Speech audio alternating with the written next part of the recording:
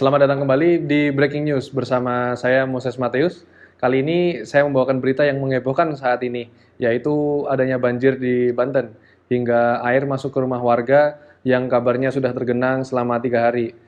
Sekarang kami terhubung langsung dengan rekan kami di lapangan dengan Pak Miguel. Halo Pak Miguel, apakah bisa mendengar suara saya? Baik, terima kasih Pak Moses. Sekarang saya sudah berada di lokasi terjadi banjir di Banten dan air sudah 3 hari tergenang akibat tersumbatnya saluran pembuangan. Di sini, saya sudah bersama salah satu korban yang juga warga sekitar. Selamat pagi Pak Asep. Mohon maaf, bagaimana kondisi rumah Pak Asep dan kondisi keluarga pasca banjir? Iya Pak, saat ini memang sedang musim hujan dan saluran di sini pembuangannya memang kurang bagus Pak. Ini sudah 3 hari hujan, airnya tergenang ini nggak surut-surut. Ini aduh pusing palaku ini Pak. Rumah satu-satunya tenggelam Pak, anak saya masih kecil, sekolah susah, masak susah. Apakah sudah ada petugas pemerintah yang datang ke lokasi untuk menanggulangi masalah ini, Pak? Sudah Pak, tapi tidak ada hasilnya. Baik, semoga setelah terus ditanggulangi, air dapat segera surut. Ada yang mau disampaikan, Pak, sebelum kita kembali ke studio? Ikan hiu makan duri. Cakep. Saya Asep, undur diri. Baik, meskipun bencana, tetap gembira ya, Pak. Ya, Pak Moses, kita kembali ke studio. Baik, terima kasih informasinya Pak Miguel. Semoga banjir dapat cepat ditanggulangi.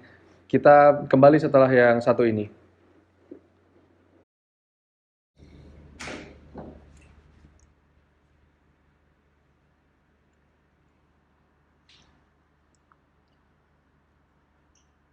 Selamat sore, Pak William. Dari Apung Regensi ya, yang kemarin pameran di Mall Pascal. Apa saya bisa datang sekarang ke kantor, Pak, untuk tanya-tanya? Oke, Pak, saya menuju ke lokasi sekarang ya.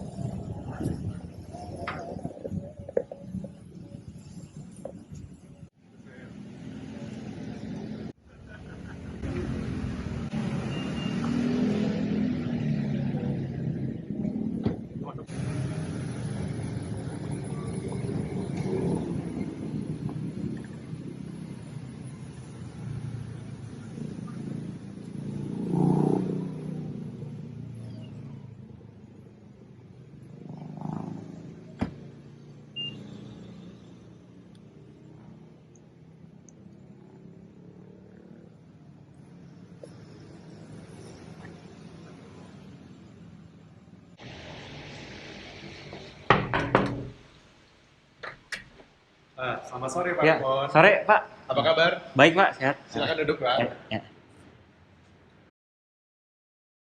Silakan Pak Rimon duduk. Bagaimana Pak? Ada yang bisa saya bantu? Ya, Pak. Tadi saya telepon ke Bapak untuk tanya-tanya rumah di Apung Regensi.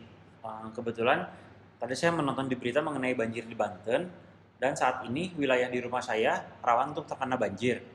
Saya lihat brosur di rumah Apung Regensi ini katanya rumahnya anti banjir ya, Pak. Itu maksudnya gimana ya?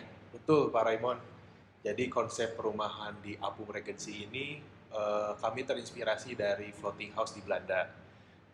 Izin untuk saya tunjukkan ya Pak spesifikasinya.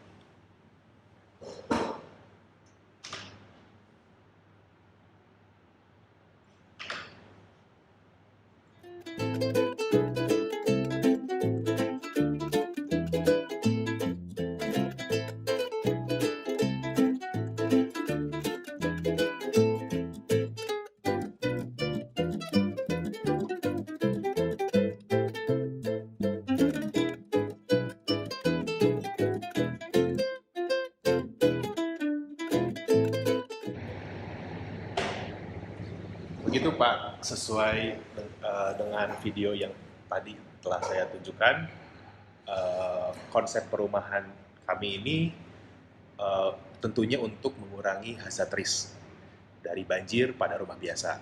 Kan cukup beresiko ya Pak, kalau misalnya setiap tahun, setiap musim hujan itu harus banjir, sehingga kan bisa ada korban jiwa, kerugian material, masalah kesehatan, dan aktivitas yang mungkin bisa menghambat kita semua gitu. Apakah ada resikonya Pak kalau saya tinggal di floating house seperti ini? Kalau musim hujan kan permukaan airnya akan naik lagi ya Pak? Nah, gini Pak, kami memilih daerah ini yang permukaan airnya sudah cukup tinggi. Dan jangan khawatir karena engineer kami telah menerapkan kontrol risk. Jika permukaan air semakin tinggi lagi, rumah juga otomatis ikut akan naik dan aman. Sehingga kita avoid resiko air masuk ke dalam rumah dan merusak rumah sebagai bentuk risk mitigation. Karena Bapak tanya tentang resiko, saya jelasin sedikit ya Pak, perbedaan risiko antara rumah biasa dan floating house yang kami develop. Begini Pak Raymond, di daerah Banten dan sekitarnya memiliki curah hujan yang cukup tinggi. Menurut jurnal berjudul Pola Hujan Rata-Rata Bulanan Wilayah Indonesia yang ditulis oleh Edwin Aldrian, disebutkan bahwa curah hujan yang tinggi terjadi antara bulan Januari hingga April. Lalu di bulan Mei hingga Oktober, terdapat penurunan curah hujan karena musim peralihan menuju kemarau dan kembali hujan pada bulan November dan Desember. Dalam skala tahunan, Indonesia menerima curah hujan antara 1.000 hingga 3.000 mm. Curah hujan yang tinggi akan lebih menjadi sangat buruk ketika drainase di daerah sini tidak berfungsi dengan baik, sehingga risiko terjadinya banjir di sini sangatlah tinggi.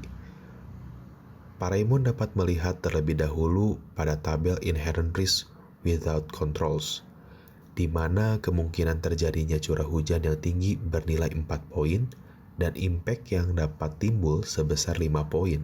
Artinya, Inherent Risk Without Controls pada banjir dikategorikan critical. Nah, dalam upaya mengurangi risiko terjadinya banjir yang disebabkan oleh curah hujan yang tinggi dan drainase yang tidak baik di sini, diperlukan kontrol dengan mengadopsi sistem floating house yang ada di Belanda. Dengan adanya floating house, dapat mengurangi risiko banjir dengan residual probability dari 4 poin menjadi 2 poin dan residual impact dari 5 poin menjadi 2 poin, sehingga didapatkan residual risk rating sebesar 4 poin, di mana poin ini dikategorikan sustainable. Begitu Pak Raymond. Oke Pak, saya sudah cukup jelas. Kalau begitu tanpa tanya harga saya langsung bayar tunai ya Pak. Tolong segera diproses ya. Baik Pak, akan saya proses nanti. Waduh. Satu lagi Pak. Baik. Deal ya Pak?